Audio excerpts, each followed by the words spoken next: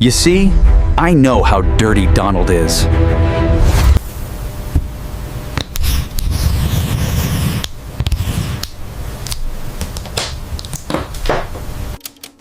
Bombshell emails directly from Jeffrey Epstein and Ghislaine Maxwell have now confirmed that Donald Trump not only lied, not only knew about Epstein's underage sex trafficking of girls, but likely personally participated, even spending hours likely alone with one of the victims.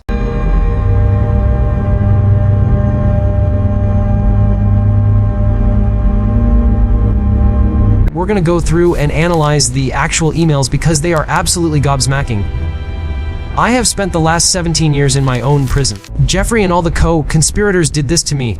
I was raped repeatedly, 3 times a day sometimes, and Ghislaine must die in prison.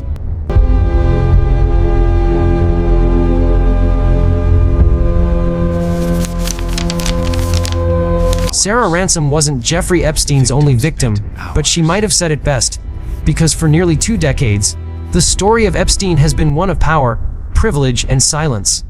He built a network that preyed on the vulnerable and protected the powerful. Epstein is now dead and never had to face his accusers in court. Maxwell is in a minimum security prison, without shame, and is negotiating with the Justice Department for a sweetheart deal of her own. But the truth about who else was involved has never been fully told.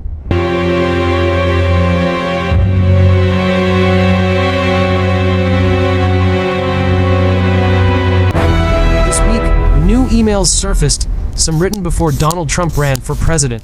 These emails show Epstein and Maxwell talking about Trump and at least one victim at Epstein's house. So the question isn't just what Epstein did, it's what Donald Trump knew when he knew it and what he did in response. And now, most importantly, what Trump did with the victim.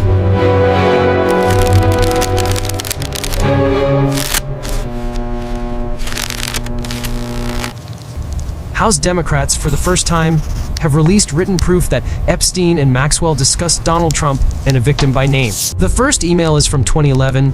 In it, Epstein tells Maxwell, "I want you to realize that the dog that hasn't barked is Trump. Victim spent hours at my house with him. He has never once been mentioned police chief at Cesar. I'm 75% there." Maxwell replied,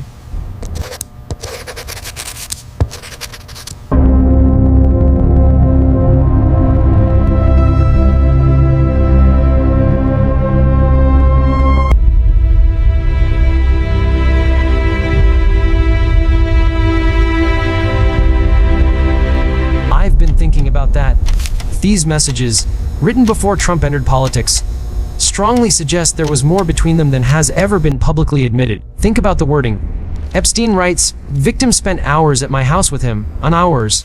The victim, an underage trafficked girl, spent hours with Trump at Epstein's house. There are only so many things that could mean. It's not like Trump is known for his deep, empathetic conversations. His past behavior with underage girls and women in general is questionable at best.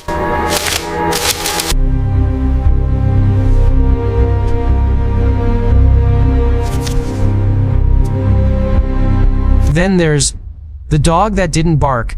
In context, Epstein is surprised Trump hasn't been implicated, given how dirty he knew Trump to be. He spent hours with this one particular victim, and Epstein is shocked the police chief never mentioned him. In another email from 2018, Epstein wrote, "You see, I know how dirty Donald is." This implies far more familiarity than Trump has ever admitted. If Epstein wanted to say, "They met at a party," he could have. Instead, he identified 2 individuals, Trump and the victim, as the ones who spent hours alone together.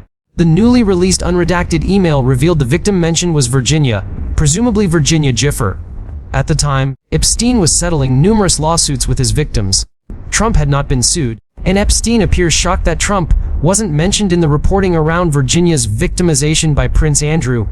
Virginia's story became public in March 2011. A few days later, Epstein, without any subject line, suddenly writes, "The dog that hasn't barked is Trump." A meaning. Strange how my very dirty friend Donald Trump hasn't been mentioned, considering he spent hours with Virginia at my house. Some have speculated Epstein thought Trump was cooperating with investigators. That's unlikely. It's more reasonable that Epstein was simply surprised Trump's involvement hadn't surfaced, given how extensive it was. This fits with the fact that Virginia herself never publicly accused Trump of illegality, but Epstein clearly believed Trump was involved. The police chief referenced was likely Palm Beach Police Chief Michael Rader, one of the few good actors in the Epstein investigation. Rader built a strong case, uncovered dozens of victims, and turned the case over to the FBI when the state attorney seemed too lenient. The context of these emails is damning. This was 2011, long before Trump entered politics.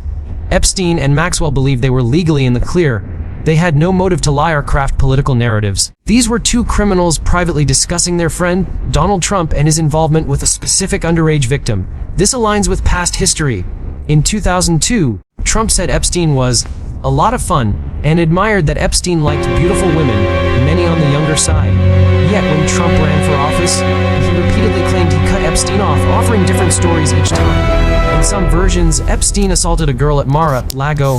In others, Epstein stole a masseuse. In the newest version, Epstein poached a girl working at Trump's spa. Trump's own inconsistency speaks volumes. Virginia Gifford wrote in her memoir that she never witnessed Trump abusing anyone, but she was only one of Epstein's many victims.